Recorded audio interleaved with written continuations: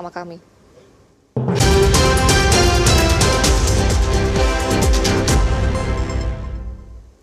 Saudara, kasus korupsi di tahun 2020 ini masih menjadi permasalahan serius bangsa kita. Sejumlah catatan kami mencatat ada kasus gratifikasi, pencucian uang, dana hibah hingga sejumlah proyek yang ada di Nusantara ini menjadi sejumlah lahan basah yang digunakan oleh pimpinan daerah kita. Ada apa sebenarnya dengan oknum pimpinan kepala daerah? Bagaimana pula dengan pendidikan anti korupsi di Indonesia? Sudah masifkah? Saudara, telah bergabung bersama kami di Studio 3 TVRI Jawa Timur, akademisi sekaligus praktisi hukum Universitas Wijaya Kusuma Surabaya, Dr. Joko Nur Saryono SHMH. Pak Joko, Assalamualaikum. Waalaikumsalam. Pak Joko, ada apa dengan oknum kita, Pak? Ini semakin banyak saja oknum-oknum yang tertangkap melakukan tindak pidana korupsi. Ya, pertanyaan yang luar biasa. Mestinya kepala daerah itu memberikan keteladanan di dalam menjalankan fungsi hukum publiknya selaku pemerintah. Mereka punya tanggung jawab besar dalam rangka mewujudkan tujuan bernegara. Satu, melindungi segenap tumpah darahnya tanpa terkecuali, memajukan kesejahteraan umum, mencerdaskan kehidupan bangsa, dan melaksanakan ketertiban. 4 tujuan besar itu yang sudah diletakkan oleh founder father kita. Tentu setelah merdeka berharap kepada pemerintah dalam menjalankan fungsi. Kita tahu fungsi pemerintah itu di dalam menjalankan eksekutifnya, pemerintahannya, dia melaksanakan regulate, membuat pengaturan, membuat base kicking, keputusan-keputusan yang dia ambil, vital bestur, tindakan nyata. Dia membangun sarana dan prasarana itu semua. Dan ini yang nanti dekat dengan kejahatan itu yang ia lakukan. Di samping dia menjalankan fungsi hukum publiknya, pelayanan publik servisnya, sekaligus dia punya diskresi, kewenangan bebas. Ini yang sering disalahgunakan. Nah, 5 fungsi hukum publik itu, lah ini pemerintah dituntut untuk menjalankan semua sesuai dengan sebagaimana pasal 1 angka 3. Kita komitmen dengan negara Indonesia adalah negara hukum. Kapan sih itu harus terjadi? Ketika ada 3 konsep.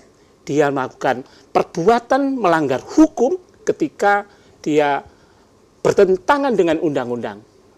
Kemudian penyalahgunaan wewenang dan tindakan sewenang-wenang. Ini yang kelihatannya masyarakat menunggu keteladanan pimpinan kepala daerah. Yang perlu diketahui saudara, masnya, bahwa Jawa Timur dengan 38 kabupaten kota meletakkan Jawa Timur peringkat korupsinya tertinggi di Indonesia. Kurang lebih 30% lebih. Itu yang mesti harus disikapi. Bagaimana ke depan ini, apakah harus prestasi ini harus dipertahankan, harus turun untuk itu. Maka pentingnya di situ saudara sudah membuka pendidikan anti korupsi. Oke, Pak Joko, ini trennya Bapak mengatakan terus naik seperti itu, Pak, ya. Tapi yang juga menjadi pertanyaan kebanyakan adalah kenapa kebanyakan mereka ini yang terjerat kasus korupsi adalah mereka-mereka yang ada di birokrat, Pak, bukan dari jalur profesional. Ada apa dengan mereka? Motivasi apa yang membuat mereka melakukan hal itu? Virus korupsi ini sudah tidak hanya terjadi pada eksekutif pemerintah, tetapi di legislatif, termasuk di yudikatifnya. Kita lihat Malang Raya, bagaimana jamaahnya, kong kali kongnya antara legislatif dengan yudikatif. Di sana ada Batu, ada kabupaten, ada kota Malang. Malang Raya itu contoh dari bentuk kong kali kongnya legislatif dengan eksekutif. Luar biasa. Mengapa ini harus terjadi? Itu. Jadi trennya memang menaik. Ya, itu tadi kembali lagi untuk mencapai jabatan, untuk mencapai kedudukan prestis ya kepemimpinan kepala daerah itu sebagai konsekuensi dari bentuk demokrasi. Saya menduga demokrasi kita terlalu mahal, biaya ongkos sosial cost untuk demokrasi untuk mencapai kekuasaan itu terlalu mahal. Itu yang terjadi. Sehingga mereka di dalam memimpinnya ingin mengembalikan itu semua apa yang telah diinvestasikan untuk mencapai kepala daerah itu. Pak Joko, bisakah masyarakat kita secara umum melakukan semacam gugatan atau class action seperti itu? Kenapa tidak? Itu hak. Ya. Bagaimana melakukannya, Pak? Ya, banyak yang bisa dilakukan di dalam rangka meminimal mungkin resiko mereka di dalam memimpin itu. Ya, kita harus komitmen bahwa negara kita adalah negara hukum. Kalau kita di dalam memimpinnya sesuai dengan kaidah-kaidah hukum, saya pikir mereka bisa menyelesaikan tugas penyelenggaraan pemerintahannya. Kemudian DPR mestinya dalam rangka menjalankan fungsi pengawasan, fungsi legislasi, fungsi budget, tidak sedang bermain mata, apalagi kong kali kong untuk itu. Begitu juga yudikatifnya mestinya juga dalam rangka penegakan hukum, ya, ketika menegak hukum, bagaimana itu dilakukan dengan koridor yang benar, sehingga kesalahan-kesalahan seminimal mungkin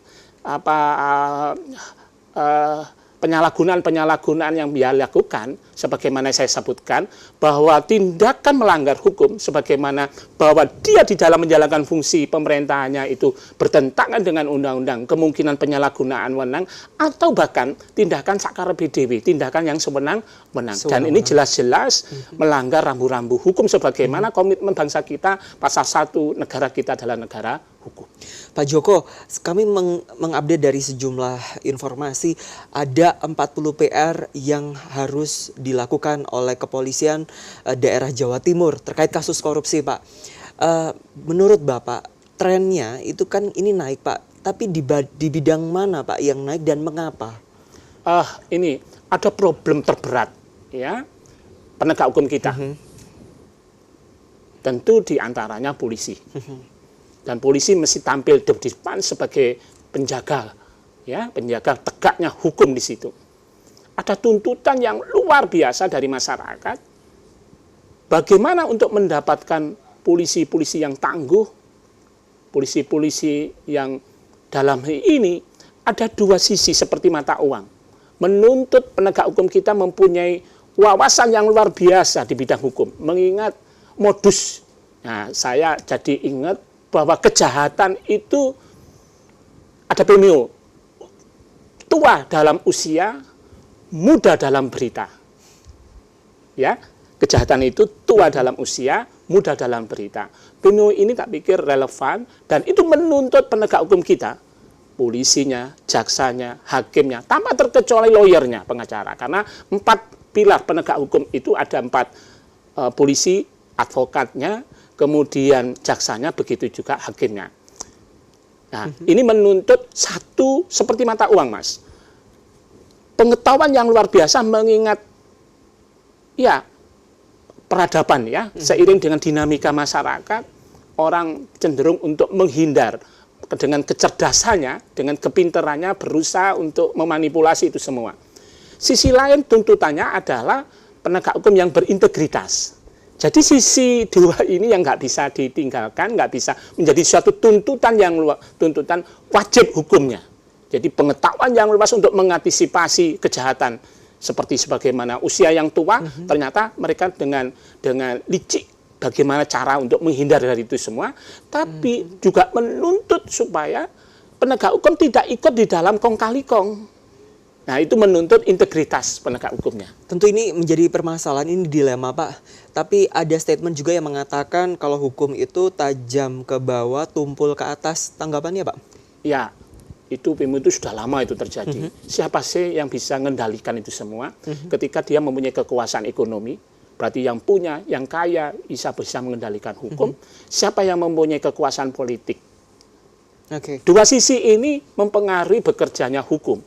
Memang ketika kita ngomong validitas bekerjanya hukum, memang di dalam kajian akademisi gitu, kajian-kajian teoritis, ya sangat tergantung dari nilai filosofisnya, nilai yuridisnya, sama nilai sosiologisnya.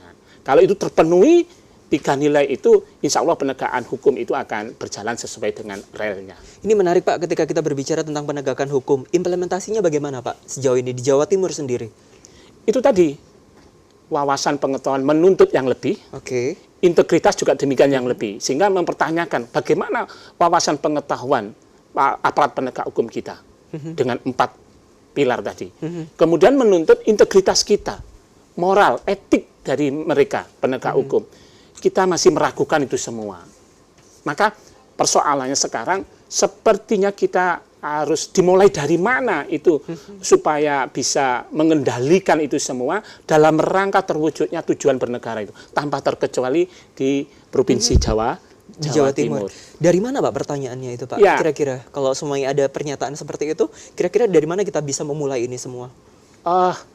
Di agama Mas itu memberikan keteladanan, suri tauladan.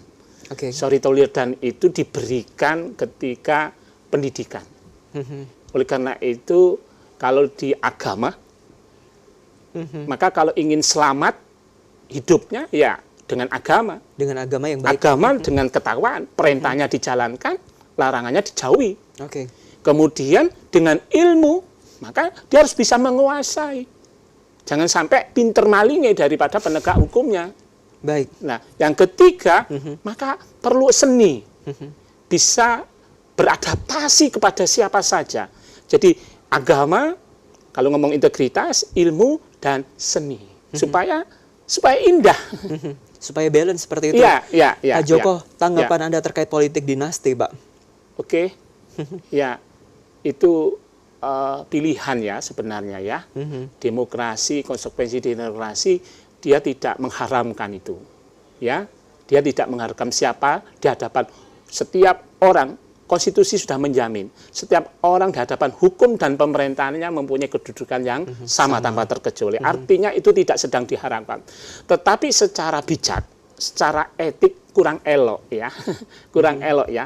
Terbukti yang sekarang tadi sempat disampaikan di Mojokerto, bagaimana aparat penegak hukum mencurigai ketika kakaknya ketika memimpin Bupati Mojokerto, kemudian adiknya yang memimpin wali kota. Benar ya, ini tentu ada kecurigaan, karena penegak hukum itu memang ilmunya ilmu kecurigaan. Oke. Ya, itu jangan sampai terjadi. Nah, inilah terjadi kelihatannya di belahan bumi Nusantara ini politik ini. Bagaimana di Batu Malang, ya, bagaimana sebentar lagi ternyata di Malang juga demikian, Malang Raya itu terjadi.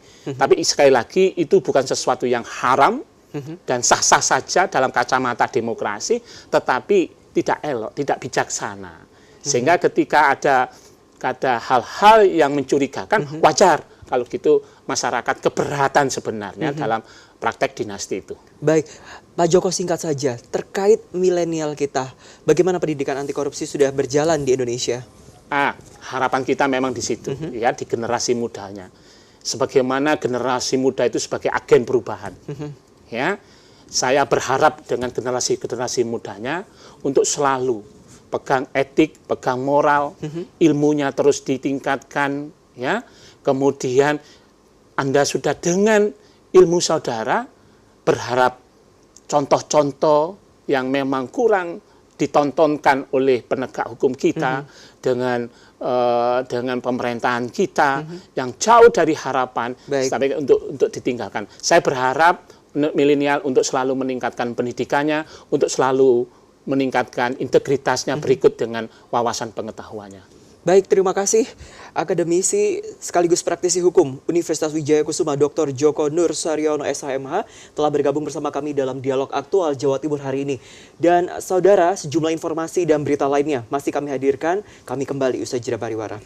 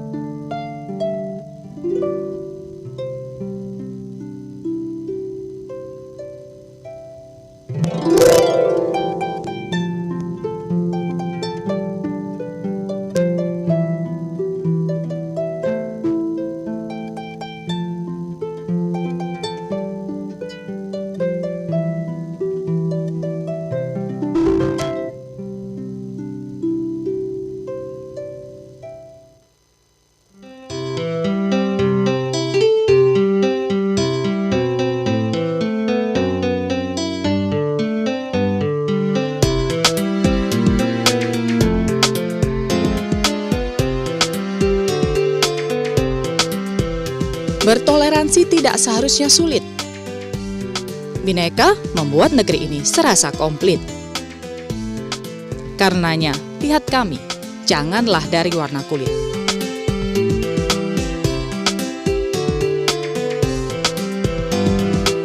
Di sini suku dan ras sangat beragam. Satu sama lain jelas tidak seragam. Yang toleran hanya mereka yang berhati logam. Mereka dengan Pancasila yang digenggam. Kami, Indonesia.